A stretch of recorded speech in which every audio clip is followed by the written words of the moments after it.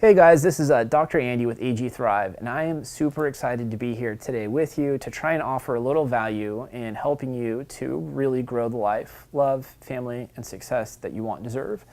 And so today, where I want to focus on is growing kind of the family, the life. Really, it's just growing a social support system. And I want to just really emphasize how important it is to make sure that idea of connection. I heard this crazy theme the other day as I was listening to an author that I really enjoy and appreciate, Dr. Sean Anker. But he was actually quoting about people when they were climbing mountains and when they were doing it by themselves versus doing it with friends or doing it with others. And people were asked to estimate the slope of the mountain and how high it was. And it was really interesting. What they found is when they were by themselves, they estimated the slope to be at a higher incline and more difficult, a higher peak, and basically just overall more difficult to climb than when they did it with another person, with someone, when they did it connected to someone else. And then they've replicated that study in other ways to show that being connected to someone else actually changes our perception, that we tend to, when we feel alone, it feels like life is just harder. Our obstacles and our adversity is more difficult to push through.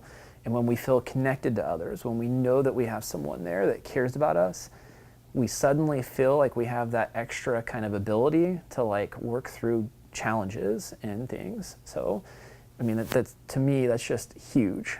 But I want to underscore here, while it's certainly important to make sure we feel connected, it's even more important to feel connected to the right type of people. And so one of the suggestions that I wanted to mention today, and I tend to bring these up in my coaching kind of counseling sessions, is having a well-rounded social network or support system. Ideally, we have different friends that fulfill kind of different needs.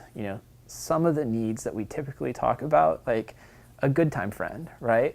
We all know that person that's just really awesome at having a great laugh with. Usually this is your friend that if you're going to get in trouble, the person you're most likely to get in trouble with, they do an awesome job when you just need to go out and have fun and laugh and dance or do something that's just adventurous. Awesome friend. Usually have a common interest friend, maybe someone that you go, and you have a hobby or an interest that you guys do together.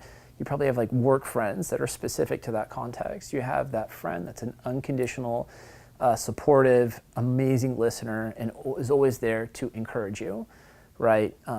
There's a few different other rules in there, but what I'm advocating is that you understand the unique strengths that your friends bring to the table. So if I'm looking at my good time friend and I am really needing someone to be able to open up to and talk to and have someone that really hears me, that is not the right friend to go do that with. And I'm not suggesting that we inventory all of our friends, but I do think it's good to appreciate, what our different friends bring to the table. What are the strengths that person offers that when I, rely on that person for what they're really good at, I'm so grateful for that friend.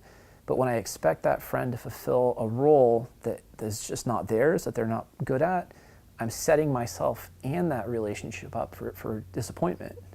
And I think if you don't have a well-rounded network, what you tend to do is you rely on one person to fulfill all these different roles.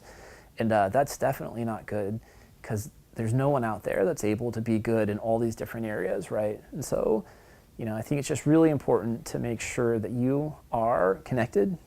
You're connected with a nice dynamic kind of group of people and people that bring out the best in you, right? That they challenge you, they encourage you, that you have fun with and laugh with, and that you are very good at appreciating and being grateful because of the unique value they bring to you and that role. So it's just kind of a theory of friendship I wanted to bring up and I think is important.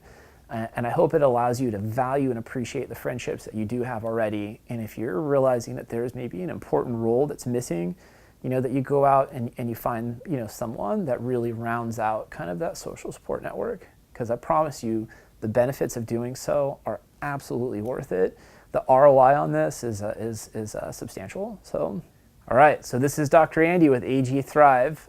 Thanks for joining me, and I wish you all the absolute best in growing the life, love, family, and success you want and deserve. Thanks.